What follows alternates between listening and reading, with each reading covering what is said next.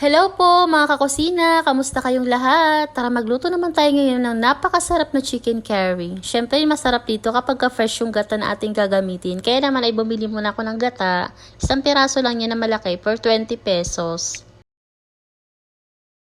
Nakakatuwa nga lang dito sa talipapa na to kasi naman ay mura lang yung gata. Sa iba kasi ay medyo mahal. At pag-uwi ko nga sa bahay mga kakusina, ihahanda ko na yung mga sangkap na kakailanganin ko sa pagluluto. Gagamit lang ako dito ng carrots, 4 na piraso kasi maliliit lang yung size niya. At 3 piraso naman ng patatas. Gagamit din ako ng siling haba, ng bawang, sibuyas at luya para sa pagisa. At hiniwa-hiwa ko lang ito ayon sa cut na gusto ko. Tara, simulan na natin ang pagluluto. Ang una kong ginagawa sa pagluluto ng chicken curry mga kakusina ay dito sa kawali. Nagpainit na ako ng mantika at pinapan-fry ko na muna ng bahagya itong aking mga gulay, itong carrots at patatas. Sunod ko namang ilalagay itong bell pepper. Saglit ko lang din itong ipapan-fry.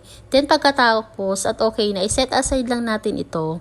Dito nga mga kakusina, sa same pan na pinaglutuan natin ng mga gulay, ay dito na rin tayo magigisa. Una kang ginisa dyan ay ang luya at sinunod ko na rin itong bawang at sibuyas. Igisa lang natin itong mga kakusina hanggang sa maluto or maging aromatic na ang mga ito at ilagay na natin ang ating karni ng manok. At pagkalagay ko nga dito ng mga karni ng manok mga kusina, ay gigisahin ko lang ito at sasangkutsahin ko ito sa loob ng 10 minutes. Para sa akin, mas masarap kapag matagal isinasangkutsa ang karni ng manok.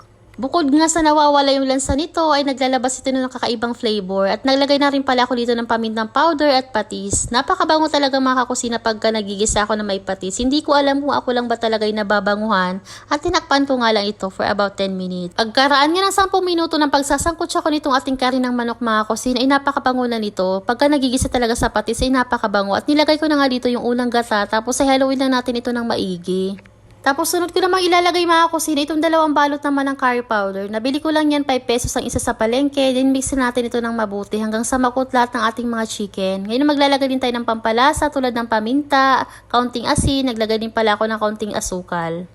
At yung asukal mga kakusina ay optional lang yan. Isa din kasi yan sa magpapabalanse ng lasa dito sa ating dish na to. Tapos ay maglalagay naman tayo dito ng siling haba. Depende sa inyo kung gusto nyo ng medyo manghang, pwede tayo maglagay ng siling pula.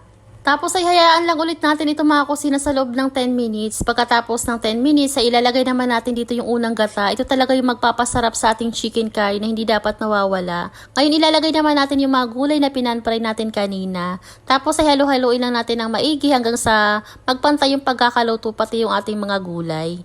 Tapos ay tikman din natin ito mga kakusina nang naaayon sa mga panlasa natin. Para kung maalat man or matabang ay pwede pa tayo makapag-adjust. Then isimmer pa natin ito for another 5 minutes pa. At pwede rin tayo maglagay dito mga kakusina ng mga pampalasa na prepared natin or yung mga nakasanayan na natin ng mga pampalasa. Nakadepende na yun sa atin. Makalipas nga 5 minuto mga kakusina, ito ng ating chicken curry at ready to serve na. At pag gaganito nga talaga yung ulam mga kusina, dapat talaga ay nagsaing ka na ng marami. At eto nga, kain tayo mga kusina. At kung nagustuhan mo ang video na to, huwag kalimutan mag-like and follow. Marami pong salamat sa inyong panonood. God bless!